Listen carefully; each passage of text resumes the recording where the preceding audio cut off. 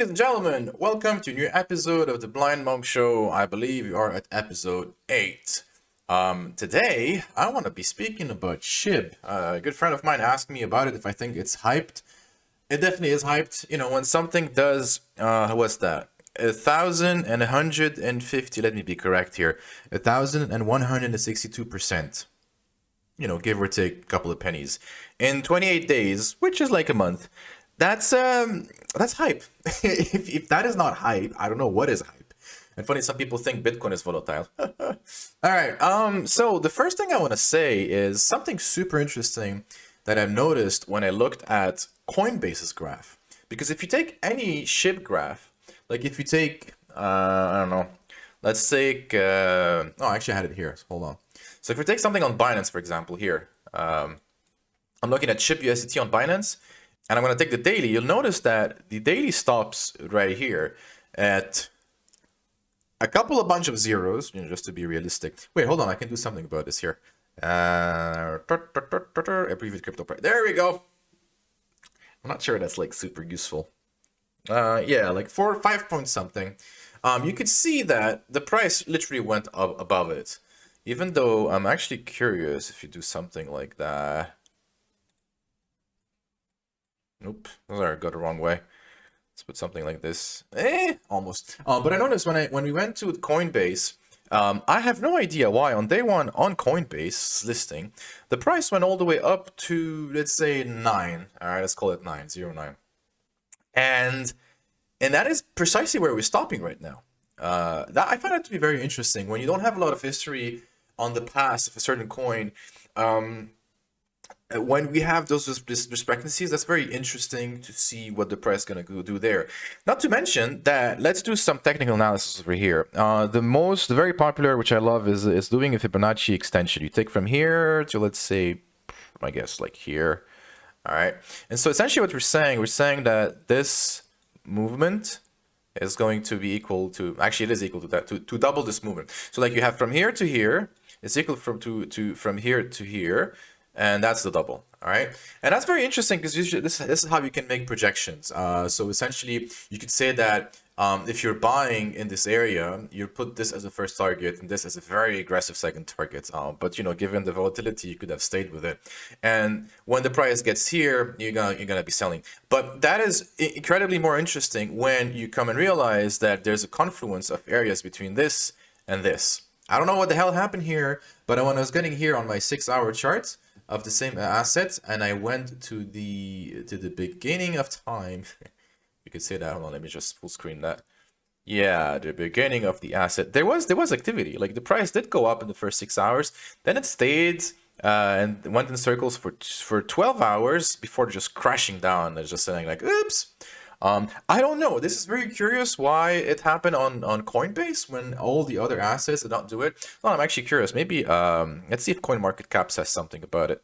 The historical data year to date. I mean, CoinMarketCap is gonna give us something else. So like this seems to be the only thing that happened on Coinbase, which is, you know, quite exciting. It says something about, you know, this value with Coinbase. Maybe people are taking profit. Maybe people are looking at the graph. I don't know.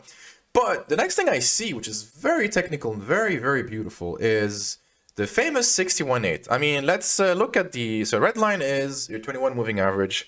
The price here comes in, tests it, goes beneath it, but really kind of goes up and then it's supported. When that happens, you're good to go. It means we have more upside.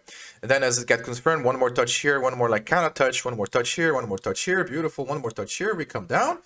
But here's something very important to note is this. Do you know what this area is? I mean, if you've been following this channel long enough, you'll notice that I love these areas. Like I can see them already with my eyes blind. I just closed them.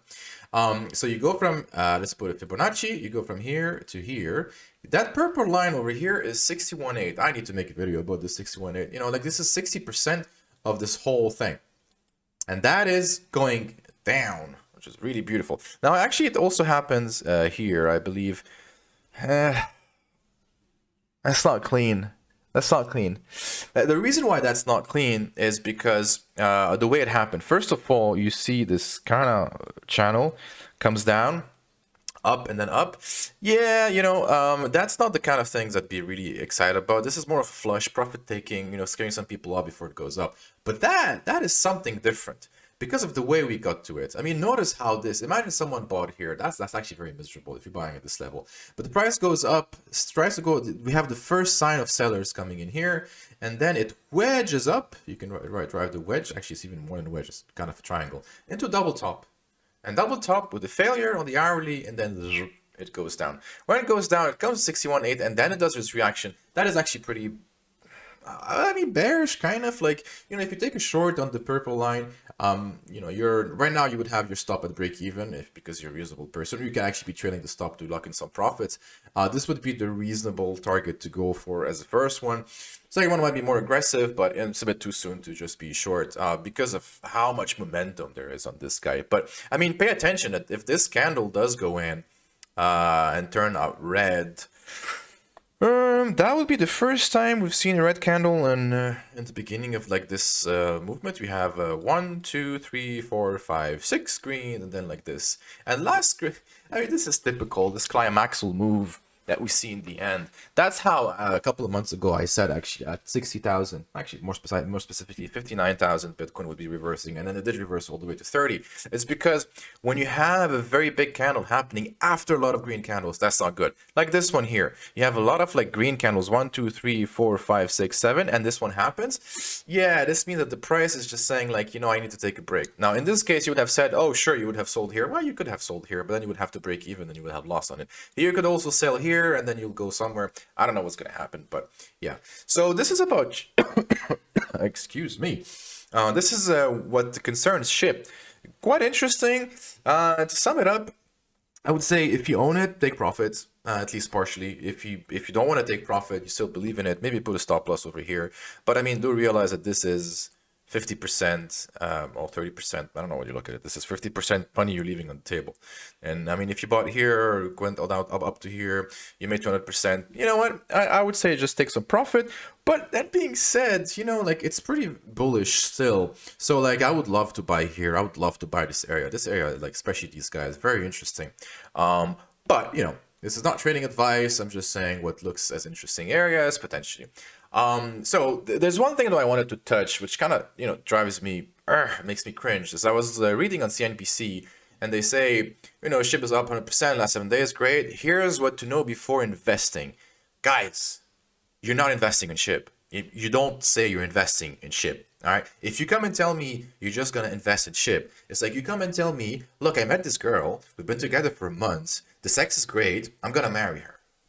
Right? Does that sound reasonable? No, it doesn't sound reasonable. Because when you say investing, you're saying long term. When I look at these, every single one of these graphs don't have, I mean, when I say every one of these graphs, it means every single exchange, popular, proper exchange on which I looked at.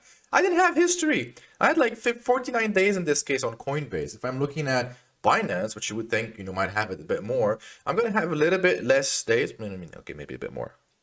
Another month. All right, you've been together. Oh, no, actually half a year. No, that's impressive. Yeah, that's not enough. You know, I barely zoomed out, and then it just like, what's going on here? Hello. Now I know the coin was just built. Like we already saw it on here on CoinMarketCap that the coin has been around for such a long time. But really, the history of this coin is only a couple of months. That's not good enough to say an investment horizon on something like that. I like the language, and I just think that that's not investing.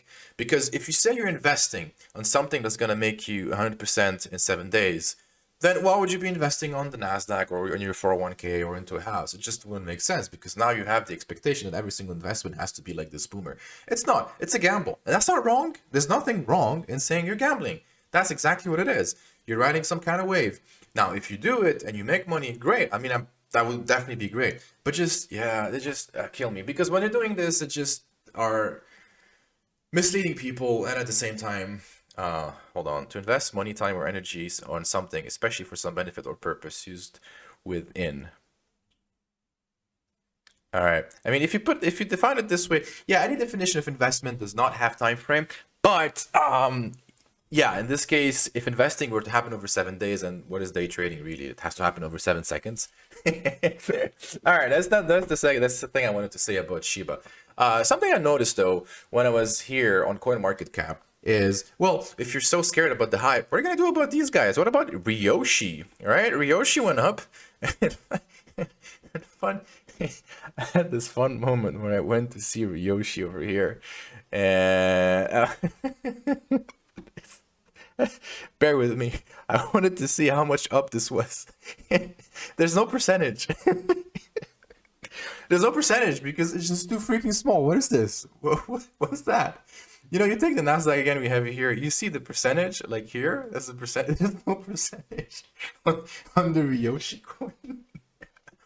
Oh my god, like these crypto coins make me laugh sometimes. And I would add one thing, right? Apart from the Ryoshi coin, you have the Squid Game coin. Yay, look at it. It's a great movie. Notice that. That's please pay attention to these kind of things. We have received multiple reports. Read reports that the users are not able to sell this token in PancakeSwap because guess what? The only place you can sell deal with this thing here is on PancakeSwap. You go on PancakeSwap, it's like, this must be interesting. I'm gonna click on it and see what the website looks like. I'm gonna look at some there's no charts. Yeah, it's not. You're not gonna find it on TradingView. You're not gonna find it if you look at the exchange. There's token, whatever, liquidity. There's no. I tried looking around a moment ago. That's why the team is actually dark theme instead of light team, because I like dark teams. Yeah, there was nothing. That kind of sucks. It's not a good thing. It's not a good thing at all. So yeah, this is, you cannot say that you're investing your 401k and you're thinking the same way of investing your 401k or your hard-earned savings into retirement accounts and consider that anything on PancakeSwap or Shiba is the same thing. It's not. That being said, it's very technical. Just like I was having fun a moment ago looking at the hourly, and you can notice it's just incredibly beautifully technical. Like this line, for example, holding. Hold on, let me get the proper line. This line holding, I mean, this is just beautiful. You see this high, it breaks it, comes, tests it, breaks one more time, goes up. Then it comes down here, tests it one more time. And then on the way up, this one is the level it holds. Again, no surprises. Very, very technical, all these movements here. Even though this might be Shiba, you say like, oh my god, these are only the kids on like maybe Reddit or something. No, it's not. It's the same thing over and over. I mean, even looking at this right here, when you have this double bottom and then with a very nice movement to the upside, which actually starts what begins like an upward trend. Yeah, it's just very nice. Even breaking this level, it breaks this level, says like hello, comes back, confirms it, reconfirms it again, then goes up again. I'm sorry, I'm going a little bit fast here. I know, I apologize for that. Everything seems to be clear in my head, but yeah, I mean, if you're trading technically, you would have done a 61.8 here for sure. I would have taken it every single day. And last but not least, I absolutely wanted to talk about the Nasdaq here, because that's actually very, very cute on the 4 hour. It's one of those formations that get me excited, where you have 1, 2, probably 3, and down. We'll see about this in a couple of days. The reason it's called the 3 pushes up, and that's even more relevant now that we actually haven't had any pullbacks. I mean, look at these guys just going up. Now, you look at SHIB, you're going to think, oh my god, this is going to be 1,000%. You look at the Nasdaq, that's like 7%. It's just boring. Boring. Freaking institutions. Yeah. All right, that being said, I hope you guys enjoyed this episode. I wasn't all over the place. If you have any questions, just leave them in the comments. I'll answer them right away. That could get me excited for the next video, etc. Have a great one. Be safe out there. Don't gamble. Don't invest money you cannot afford to lose. Right? Be safe, survive, have fun. See you next time. Bye.